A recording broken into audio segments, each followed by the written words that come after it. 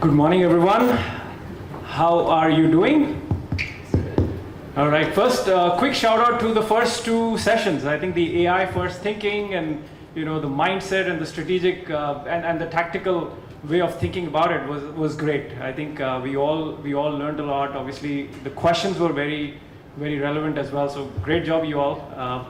So I think we're going to just build on that, right? We've talked about AI first thinking. The purpose of this session is, again, right, AI-driven systems of engagement and the future, right? So we want to get a little bit futuristic, also talk about the present state too, because obviously I think we are all interested to know how we are all doing right now as well. So we only have 30 minutes, but we have an esteemed panel here as well. So I think we have our last panelist here joining us. Come on in. I was just giving an introduction. All right, so here's what we're going to do. We'll all start with our introduction, and along with our introduction, tell you quickly who our customers are and how we're trying to add value to them through AI. And then we'll take it further on some futuristic thoughts as well. But let me quickly start here, and then we'll pass on one by one. So Diwakar Khanna, I am Global Head of People Analytics at Kenview.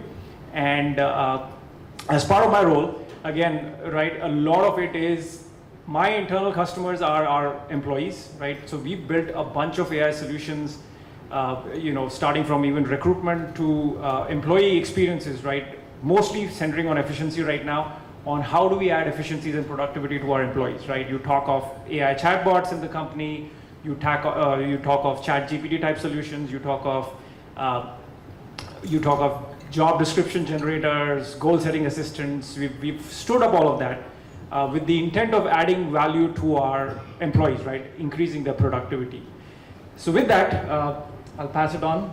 Please introduce yourself and who your customers are, how you're adding value. Yeah, sure, definitely. Good morning, everyone. Sorry, I just got a little bit late. I'm working in Bank of America. I'm a VP data scientist, where in my capacity, I deliver data products, which has been driving decision making as part of the global business operations. So my challenges has been, handling a lot of structured and unstructured data, and my customers, right, our internal stakeholders at this time. But as general finance, I don't represent just the bank, but general financial stream. If you see, the customers are lot of customers, because almost everyone, right? Because we have multiple products that we are handling. So we have a lot of product delivery that we need to do in terms of decision making. Yeah, thank you. Hi everyone, this is Dwarika. I'm one of the founders at IS. So we are a data and AI solution provider. Typically work with enterprises, helping them to really accelerate their data and AI journey.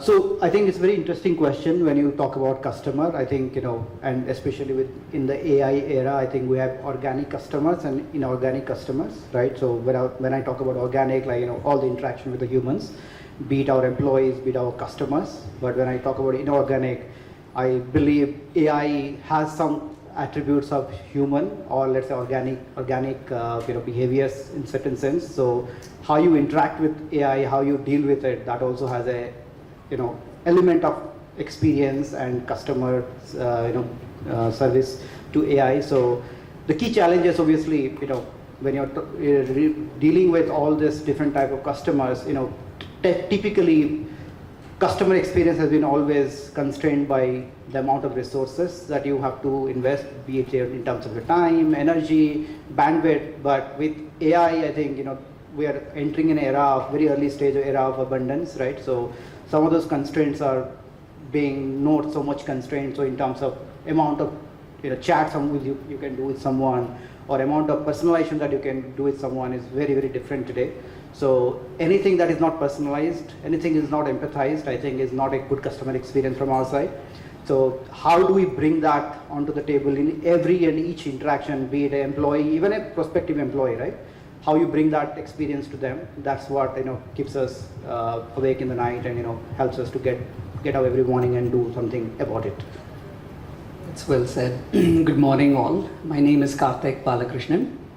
My background is in AI. I have a PhD in AI, and I've been fortunate to practice that for 25 plus years in the financial services industry, primarily insurance. And this is where it gets a little bit weird. Most recently, I was the Chief AI and Analytics Officer at an insurtech startup called CoverWell. And as of this morning, 8:30 as I pulled in, got a call from my boss saying that we've had a round of layoffs, and unfortunately I'm no longer with the company. So when I reference the company, I'm going to do that in the past tense, but I might slip into the present tense, so just please bear with me as I do that. So at CoverWell, insurance is really what we do, or they do. And we focus on the insurance in the trucking industry. And so when you think about insurance as a space, there are multiple types of customers, right? So that's a distinction by itself. So for instance, we rely on our agents and brokers to bring business to us. But at the end of the day, we are insuring a particular policyholder or a particular risk. So there are two different kinds of relationships to maintain, and each of them requires very different things for the company to serve out. Okay? So the kinds of things that we've been focused on span the spectrum. Obviously, it's on the front end. So we bring a lot of AI and analytics to minimize the friction. So when an agent is quoting business with us, how can we make that process as simple as possible? So we've used GenAI as an example to actually analyze information that the agent is usually, they have to type in into a platform to get a quote. So we use AI to say, how can we automatically extract that information? Things like, what are the different trucks? What are the VIN numbers? Who are the drivers of those trucks? Right? All of that information we are able to extract automatically. So it minimizes the friction and reduces the time for a person to generate a quote. And then you go through the whole process. So I had responsibility for the actuarial teams as well. So we use AI, which is the core of insurance, right? To really figure out how to assess the risk so you can price for it appropriately. And then on the back end as well, once we have customers, we've deployed a Gen AI-based chatbot agent, Divakar, very much like how you guys talked about it, which handles certain types of customer inquiries automatically. Right? So when customers engage, they send an email asking for something. We have this agent that analyzes, that figures out, hey, this is a domain that I'm qualified and allowed to respond to. And then it does a whole bunch of things to actually address that customer's request. So again, entire spectrum is really where we are focused on, and plenty of opportunities there.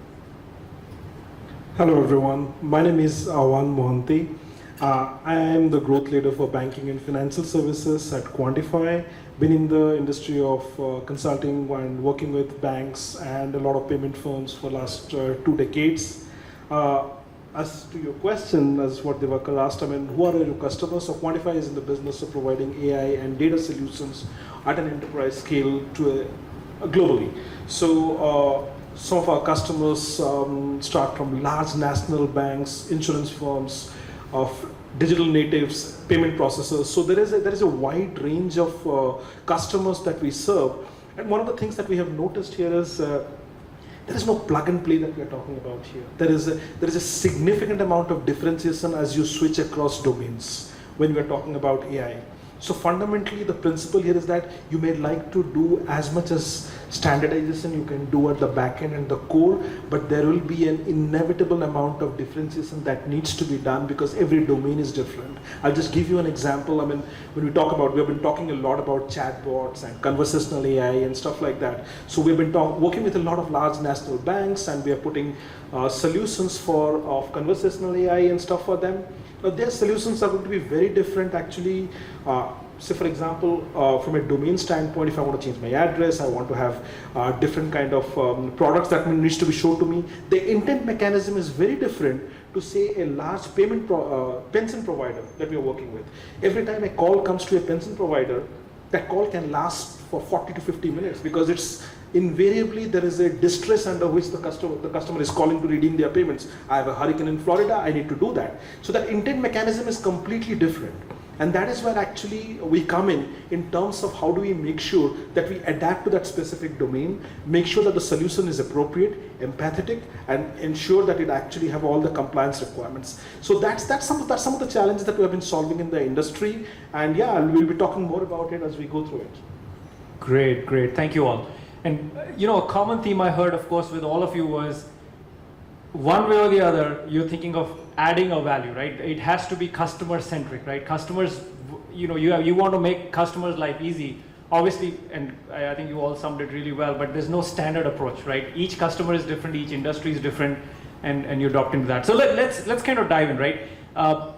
Now, obviously with AI, right, and we heard a little bit of this theme in the previous panels as well, there is this immediate term returns, right, which many times is productivity, ease of use, right, for customers.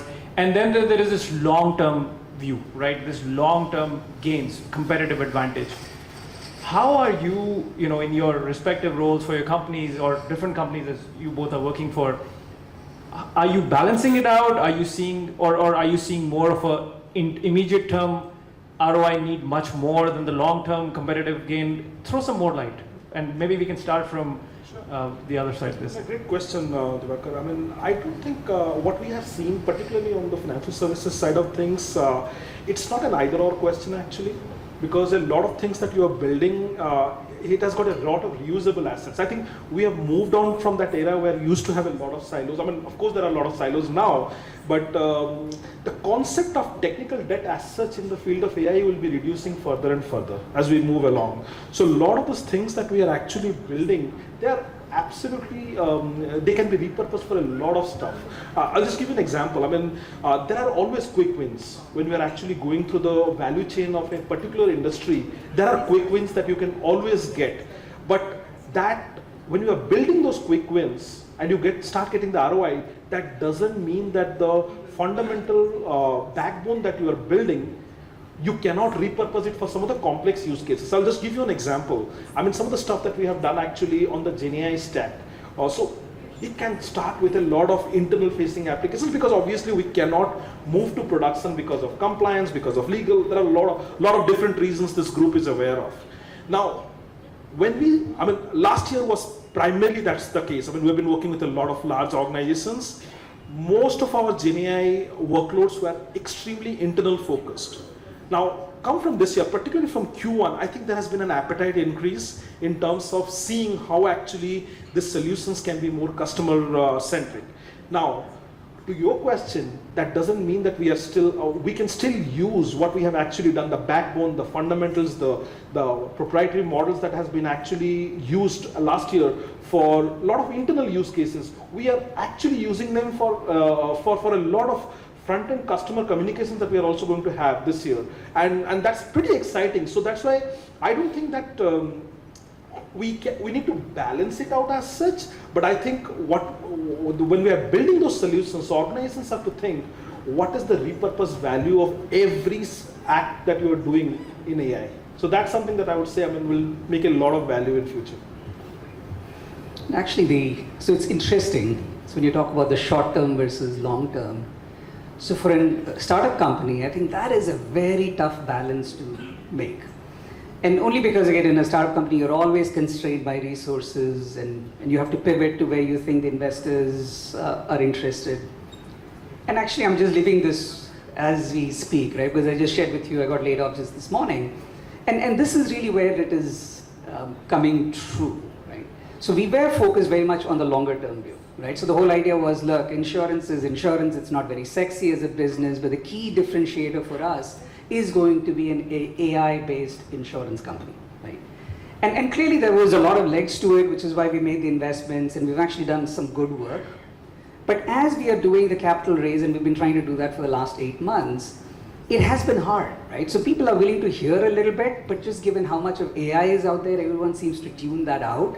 And so very quickly, then it's like they assume AI will be there, and assume that AI will make it all happen.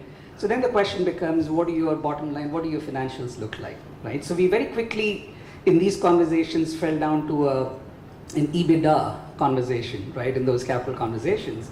And so pretty much this layoff that we just went through, or going through, is geared towards that, right? The company is trimming a significant part of the expense load, sacrificing the long-term AI, but more for the short-term view. Yeah. So I think very interesting question, and I think everyone in this room or around here, I think might be going through this whole challenge, like how do you prioritize, right? But what I have also seen is with AI, anything that is a quick win is becoming very, very, I mean, the time you take to solve a quick win is shrinking day by day as these models are growing, right? So today, what is a quick win? Tomorrow will be a super quick win. Today, what is a, let's say, little difficult win? Tomorrow will be a quick win, right? So if you are trying to just focus on quick wins, so probably you will realize, okay, all those effort that you have put in is gone, right? I mean, that's not needed anymore. For example, there were a lot of startups who were just focusing on fine-tuning models, right? Today, people are realizing fine-tuning is not a great proposition anymore, right? And so on and so forth.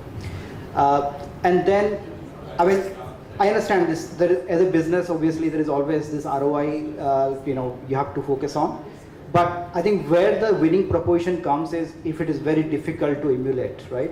If it is very specific to your business, so let's say you are a supply chain company and you have a very specific need about your supply chain, if you can start building something, and that's where the reusability comes in, you can break down that whole complex supply chain problem into smaller points and then create a fantastic workflow around it. That's what I think it'll give you in a long-term strategic advantage. And again, with technology strategic advantage, it's a myth, because today what is a strategic advantage for you becomes a commodity tomorrow, and then ultimately it kills everyone's margin, right? So it's all about innovating very quickly, and the whole self-life of a strategic advantage is very small, right? So it is a table stake in terms of how you really quickly innovate and integrate into your process, rather than thinking, I've done something today. So it's not like today's 60s or 70s of the world where you have a strategic advantage and you defend that moat for 20 years and create investor value. That's not possible at all, right? So only strategic advantage is your people, your processes, and your mindset, right? That's the only thing that you can probably create as a DNA in the organization. I think it's a constant churning, what is a quick win versus what is a long-term win. But I think the pace is much faster than probably what you can defend as a quick win today. Yeah, it's a great points that you all said. In my perspective, having been working in the financial domain for more than a decade, what I understood is the way you look at AI, I'm looking at it as an operating system, a new operating system. What it means is people's mindset also need to change, how to use this. We are only talking about the tech people, B-tech or engineering background. What about the business people who are not tech savvy, right? So we have to focus on a short-term goal of training them, not just plug and play. One size doesn't fit all. Even in a single organization, a simple LLM model, Copilot or Llama or anything, it will be used only in a particular domain or particular business thing. But you cannot just translate to other businesses easily, because it involves training the people to have a different mindset of using the AI. And the other thing we have to take into consideration in ROI is, we have the tokens, right? If you anytime if you looked at Cloud AI or Perplexity AI, it tells you how many tokens you are writing and what is the cost associated with that. So who is going to manage those costs, monitor those costs, and then optimize that usage? What is your ROI of training and delivering value to the business and then the external clients? It is going to be a blend of short term and long term. And on top of that, we have to build a horizontal AI horizontal across the board. The other thing is training across the board, and then also remove the data silos, so that we will have a 360-degree view of the organizational adaptability to AI, as well as delivering value to the clients, because we are only focusing on delivering at speed, lightning speed. But it's not a simple sentence, right? There is a big story around that. We have to untangle everything and then see what is the highest priority for that.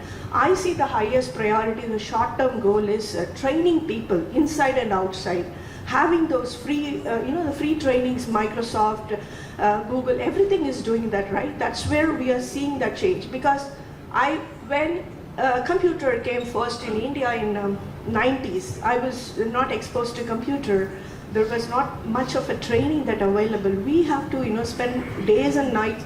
We learn with failures, but can we afford to fail here, right? Even if we fail, we have to fail fast because everything is tied up to the money and not losing the customer. The other thing is your value that you're adding to the customers versus trust that you're building from the customer and the loyalty that you have to have a balance of both the trust, loyalty, as well as adapting to technology modernization. That's what my perspective on. Yeah, thank you.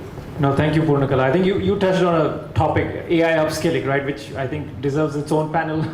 but I think great. Thank you again, everyone, for sharing your thoughts, right? I think the speed at which this is going to progress and how, I think you mentioned, right, competitive advantage today in AI might be regular stakes, right, tomorrow. And the speed to market is so fast, right? Our short term soon becomes an expectation, and so the balance that you all talked about makes a lot of sense, right? That we can't just focus on one and not the other. And of course, Karthik, I think, like you highlighted, right? I mean, just some of the short term mindsets and extreme reactions that can get out of, our C-suite is definitely not alien to anyone. So, obviously, since we're talking customers and we're talking customer-facing applications, AI ethics, right, has to come into picture. Talk more, right? I mean, a couple of you are obviously in a bank, where the stakes are much higher, right? But even other industries, right? The ethics, AI ethical considerations. If you don't mind, just talk about that, right? How are you approaching that, right? How are you building guardrails to make sure you avoid those fines or losing customers because your AI just blurred out an answer which shouldn't have been blurred out, right? Tell us more. And maybe you start from the middle here, Karthik, go ahead. Okay, oh, absolutely. No, this is a wonderful question. And it applies to many, many industries. Some are officially regulated. So in which case, again, your point, right, the downside risks are much higher. But I think it's true across all industries, right? You want to do good, you want to do right. So particularly even in insurance, for us, being a regulated industry, we actually have challenges on multiple aspects. So there are aspects around how do you really use AI and very sophisticated models to do the rating. Right? And that is something that, as you know, has for decades, right, has been front and center for how insurance gets regulated, right? What premium can you charge and what factors are you using to determine that premium? Right? So that's always had scrutiny, but with more complex models now, and with the prevalence of AI, the regulators are actually getting a lot more educated on the risks. And so obviously their questions and their questioning has increased, right, is what we've seen. Right? There's also lots of work afoot, particularly with the insurance commissioners across states, to come up with better guidelines for what they would expect responsible AI to look like. And what is happening is, and this wasn't there before, but now it's beginning to bleed into the upstream data. Right? So it's no longer just, okay, what is the output of the model, what factors went in, and is there any unfair bias, to what data are you using, how did you even collect that data, did you have the rights and permissions for it, was it synthesized in some way? All of those things are now becoming part of how regulation is happening. So to your point, that really makes most companies more proactively, that would be my recommendation. You should be proactively concerned about these things because it is coming, it's already there, but it's coming in it's heightening as well. So the second part of the issue is even the customer sentiment, right? There's a lot of competitiveness out there, plenty of companies, and we're all fighting for the same customer share of wallet. So from that standpoint as well, if you actually stand on firm ground, you have very ethical policies of data use and privacy protection and so on, you actually do earn some brownie credits because even people now are more educated on these nuances. Right. Go ahead. Sure. Okay. I think when we think about AI ethics, I think that, especially on the customer experience side, we look into two things. One is, as a human, what we expect out of each interaction, and as a technology, where we are, right? So let me first put the technology and then come to the human angle. So from a technology perspective, and if you are really deep into these models, right? Most of these models are just good at giving a style. They are very bad in facts, right? So when you're talking to a customer directly, I feel still the technology at a level where the human has to be in loop, right? Because you can't afford to give misinformation to the customers. Not only it is detrimental to them, but also detrimental to the business and the reputation, right? Even all this DeepSeek or any other O1 models, right? They pretend to be thinking, but they are not thinking yet. I mean, I'm sure there'll be something coming up in the future where they'll be start thinking, and they might be good at fact, but they are not yet good at fact, right? So that is one, right? So that's why AI ethics, when I talk about AI ethics, human in loop is very, very important. Without that, very difficult, right? And the human in loop also has to understand the basic understanding of how these models work, so that they can go and check the facts, challenge the outputs, right, and then pass it on to the end customer.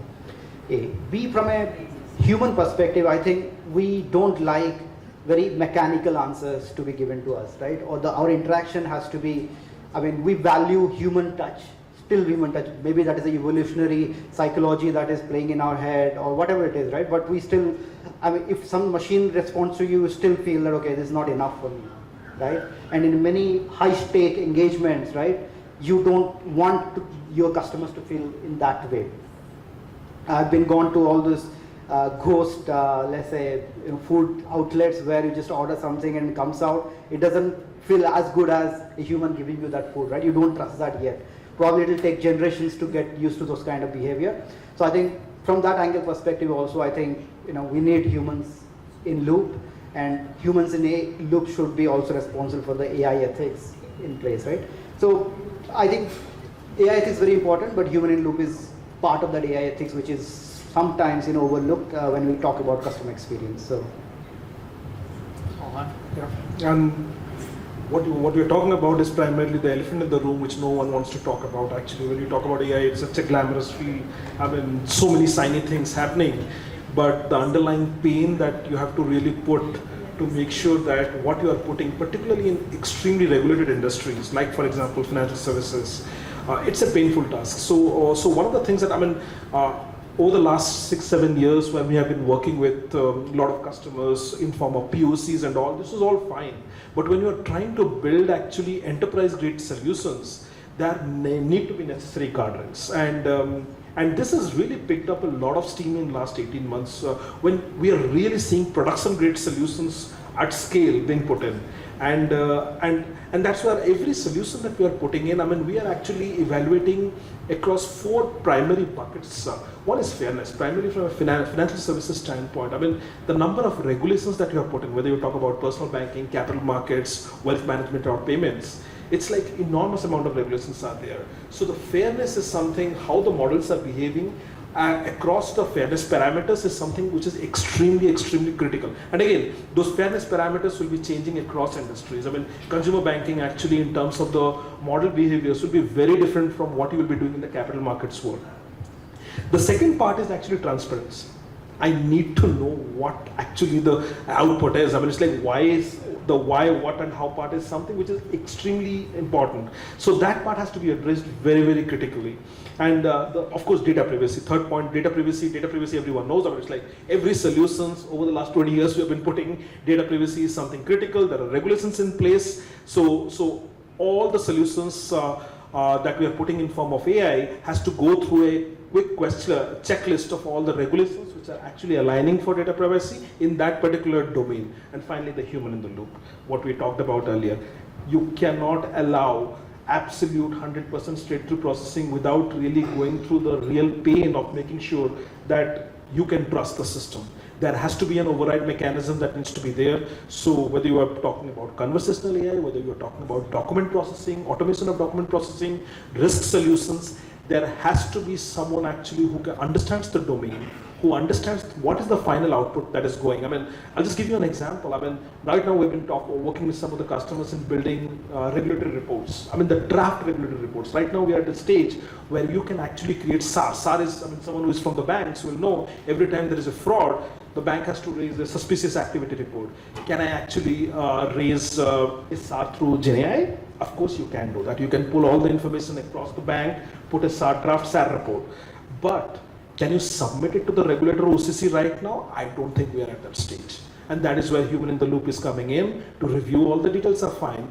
The downside of a incorrect or a faulty submission is way higher than the benefits that you will be getting from automation right now. That's why human in the loop is necessary. So those are the 4 guiding principles with which we are actually trying to address the market right now. And I think, just to pick it on your point, right, a lot of AI ethics questions are coming out because of the data quality that we have, right? Or the data that has gone into training these models, which are like, out of the shelf, like GPTs of the world or llamas of the world, right? But if enterprises are not focusing on the data quality and the data governance around it, ultimately they will create a lot of AI governance, AI ethics challenges, which is manifesting in different ways, and hence you will need to be much more careful. But it's a very difficult journey. Purnaka, tell us what they did not, what they missed. Yes, yeah. So you made a good point on the data quality. I would say, most of the time we are trained to think in the way that, okay, we got the data, now we go and see, all the parameters are correct. Is the interest rate is integer or is it a floating number? People think in that way. I would say because, when customers are coming and bringing their documents, right, mortgage document or the personal identification documents, earlier we right now have a way to verify if the document is accurate or not, because we have SSN, phone number, address, and then we also tend to see the person in person, right? We have an in-person connect if I go and apply for a loan or something. When you go into automation mode, you are snapping the connection of meeting that person, the client or the customer, or the person who is interviewing for a role, right? You don't meet them in person. And that's where the fraud data that comes in. How are we going to spend our dollar amount in, validating that data, rejecting those things? And especially you all might be knowing the Turing theory, which says, a machine learning model or a Gen AI model becomes successful when people can't make a difference between the real one and then the duplicated, the generated one. What if we go into that realm and we can't make, even when we are involving the human in the loop, are these humans trained enough to differentiate between these two documents? For example, driver license or a birth certificate or a death certificate. That's where I see a big problem that we might face in the long run. And that's one thing, and that's where the ethic, we can't go and ask also, hey, is this real or fake to a person? Because that's where the conversation becomes unethical or, immoral or uncomfortable to the clients. We lose the customer as well. This is the customer facing front. Now coming from the model risk and management thing, is every organization ready for AI? That evaluation requires strong protocols and policies, procedures that are written down for AI. What is the practice right now? GDPR, there is one thing that is there, and then the European Union also has AI governance, and UNESCO, if you have not seen it, UNESCO has beautiful pages with a lot of details about that, and there is one in the Michigan University, I believe, the Council for AI and Ethics Research, that is there. So these are the people who are constantly updating the information, because now we are in a diverse community. People from all over the country are visiting US, and we are living in US from other countries. So how are we, connect the dots between all these populations and, make the product that we are delivering is valuable, ethical, and, trustworthy. So that's one big question that I see. And when you buy a off-the-shelf LLM models, Google had an issue of the data bias, and they created an image of a different race onto the Jewish massacre and things like that. There were so many fines on that. So it's all over the place. So are we really making decisions, eliminating the bias, cognitive bias? So let me tell you a small story about myself. Do I have time? No. Do we have time for another story? Yes, one quick story. We won't be able to take Yes, questions. okay. So you all see me with the gray hair, right? I'm 50 years old. Have you spotted any women, 40s and 50s, with gray hair? Yes. No. We have colored, right? Everyone applies color, right? Why? Because earlier, when I was growing up, my parents had gray hair early. We have some melanin or something. Gray hair is a normal thing. It's a way we age, right? We accept that aging process. Then marketing started, coming in, hey, you know what, you look so ugly, you're graying so fast, you're aging, okay, put color. Now you don't see anyone. So the base norm has become what? Everyone has color in their hair. we are contaminating the Mother Earth, that's a different thing. But the thing is, the bias that people get, right? If you are taught a square as a square, you believe that it is square. If you are taught the square as a circle, you will believe that it is circle. So that is what is a risk I see in adapting to AI in the long run, multiple generations. What is that bias that we are going to put into the system? And we corporate people have that responsibility to create a balance between delivering value, gaining profit, and adding value to multiple generations. And thank you. All right. Thank you. Firstly, thank you, panel. Bottom line, don't forget the human in the loop, right? A knowledgeable human in the loop. And of course, it sounds like there's a lot of evolution that still needs to happen around responsible AI, right? We'll need to keep evolving there. So thank you again, everybody. Thank you so much. Thank you. Wow, thank you so much to the panelists for that conversation. I feel like a lot of these conversations the conversations on stage could last for a really, really long time. It's engaging conversations. I know y'all have questions, so we'll be able to get to your questions during the networking and lunch portion. That's going to happen after this next section. So we're going to shift into a roundtable discussion around the topic of transitioning to an intelligence-first enterprise tech. Shifting to an AI-first tech stack isn't about new technology. It's about strategy, execution, and people. How do you get new leadership on board? How do you balance innovation with operational stability? And how do you prepare teams to work within intelligence-first environment? In this interactive roundtable, we're going to tackle 3 key areas. Leadership buy-in, so securing executive sponsorship and support. Execution, which is about balancing innovation with operational consistency, and adoption, preparing teams to embrace AI-driven systems. So this, again, is your chance to exchange ideas, share challenges, and walk away with actionable strategies. So this session is going to be moderated by Satish Ramachandran, Head of AI and Analytics Products at Charles Schwab. Give a round of applause.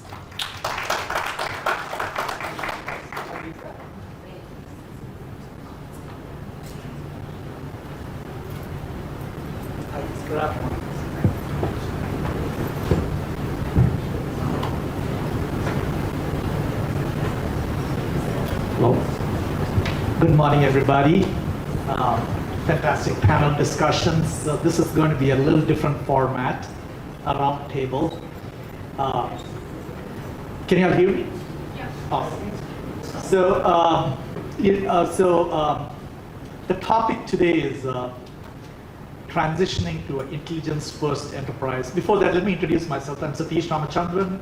I lead the AI product management team within Schwab's Center of Excellence. I also own a lot of the propensity products, marketing propensity products, and CRM. These are all models, mix of traditional ML to more the modern Gen AI world, right? So yeah, I'm 25 years, started in operations research out here in Sabre in Dallas, varied career, had my own company, then my first corporate job after that was eBay, where I was leading the seller risk data science team. And my boss moved from there to Schwab and brought me there with a little different angle. I'm doing a bit more product management. I was more dealing with product managers as a data science leader. So that's about me. It seems like the questions which was given to me, Bakash, has changed. So we'll just go with the flow out here. Okay. So I'll give a little bit of an introduction about the topic, and then we will break up into three groups, actually 6 groups, each 2 of them discussing the same topic. So these panel discussions were more about people out here sharing opinions, right? So this gives a forum for us to all kind of talk, and we are looking for that collective knowledge, and we'll gather that up with 45 minutes of discussions happening in those respective tables around those 3 topics, and then we will summarize in 15 minutes with some representatives from each of those groups coming up. I'll just ask the final questions. I will summarize what you all discussed in the tables. So this is going to be a little bit of a free-flowing, but the idea is to get collective knowledge from everybody around those 3 topics. So let me begin with the AI use case, which I drove in from Austin. I see some people also drove in from Austin. Driving 75 miles an hour, I thought of asking Gen AI. I fired up Perplexity's voice mode and asked, I'm leading a roundtable discussion. Can you tell me a Gen AI joke? So what, I kind of played the 5 minutes of driving 75 miles an hour. So finally I landed on this, just to get the conversation going. What did one Gen AI say to another Gen AI model? Let's get together. We will triple the benefits, but also 4 times the hallucinations. That's the best one it came up with. So, probably not a very successful use case, right? Generating jokes out of AI. It did come up with something about Zuckerberg versus Sam Altman. I bring the llama, you bring the drama. There was a couple other ones too, but anyway, Gen AI is not great at everything, right? So, okay. So let's move to the topic. Intelligence first enterprise tech. So this particular roundtable is not about individual models or Gen AI tools. It's more about enterprise transformation. So what it takes to go from isolated AI use cases, I think a lot of us are living in that world, right? There are a lot of isolated AI use cases, some generating value, to an intelligence first operating model. So from an isolated use case world that we are living in to an intelligence first operating model. I think all of us are somewhere in this spectrum, right? I kind of look at it as like, it's that long tail distribution, right? There are a few that's seeing adoption at a lot of places, and then there's this long tail of a lot of potential use cases which hasn't realized value, right? So intelligence first operating model, I guess what that means is all your teams, your customer journeys, and your innovation life cycle, it's all grounded in intelligence. That's basically what it means, right? Now this definition, where you are on this spectrum obviously depends on a lot of factors, right? Depends on the industry. I come from a regulated industry. It's interesting, this from a little, as a statistician, I kind of see this has a bias towards, this group seems to have a bias towards regulated spaces, so maybe I might be wrong. This is from a small sample of people So it depends on what industry you come from, where you are on that spectrum from isolated use cases to an intelligence first operating model. Whether you're regulated or not regulated, whether you are more coming from a more traditional industries like manufacturing, production versus high tech like e-commerce, very nimble, small fintechs, they probably they're probably further along, right? I know this for a fact, where we are versus I see my ex company, eBay, they are much ahead in the number of use cases they have. I can get into all that, but and then it also depends on whether you're small, medium, or large. So there are many factors that kind of dictate where you are on that life cycle. So let me switch. Let me give a formal definition of what I mean by intelligence first enterprise. This is kind of broad, but we will narrow down. Those discussion topics are where we will go down, but I just want to kind of put the general definition out there. So it's an enterprise which designs its businesses, its operations, customer life experiences, and pretty much everything with 3 key qualities, right? Adaptive, which means you're learning. Embedded means intelligence is embedded into your workflows and all that. And then autonomous, that's where we are heading to, right? So those 3 characteristics, intelligence that's grounded in those 3. So it's moving beyond deploying Gen AI tools to where your systems are kind of learning, acting, reasoning, all with intelligence at its core. Let me kind of even more systematize that broad definition I have, right? So it's moving intelligence first enterprise, right? that's a topic, again, reminding. So it's moving from automation first mindset to a intelligence first mindset. Automation first, if you look at last 20 years, software has pretty much got us that automation, right? So 20 years ago when I opened a bank account, I had to walk to a bank account and meet the person, do all that, right? But now you can open an account completely automated, right? So that's automation first. Now adding an intelligence layer on top of that is the next step, right? So again, so automation first, intelligence first. An organization where your workflows are executed, a lot of, we all live in workflows, right?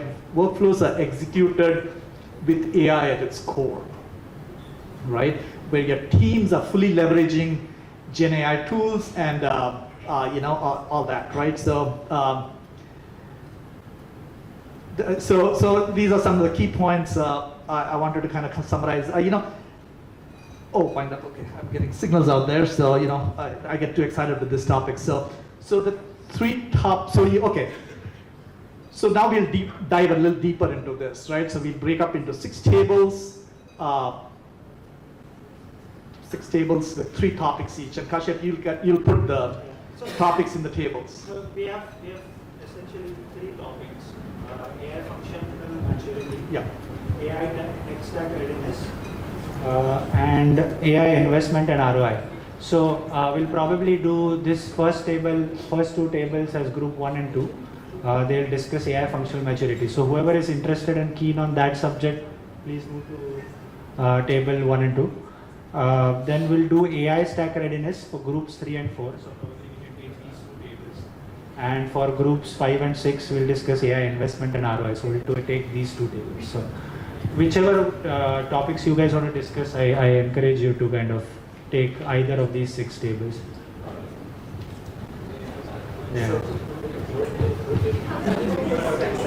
Yeah, you can switch tables as well. So AI functional maturity, which means So AI functional maturity group 1 and 2 is these 2. These 2. So if you would like to discuss this topic, then you can join either of these 2. tech stack readiness. Tech stack readiness is group 3 and 4. So here and here.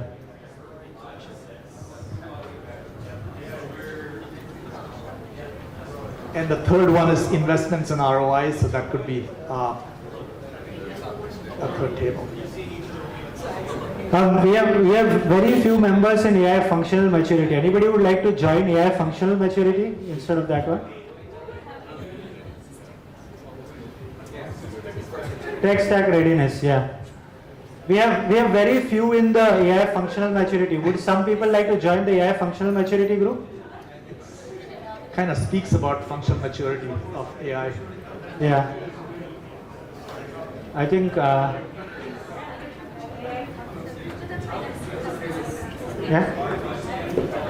are AI tech stack readiness. No. You guys do separate discussions. Yeah. Sorry, I'm going to break up this table a little bit because there is this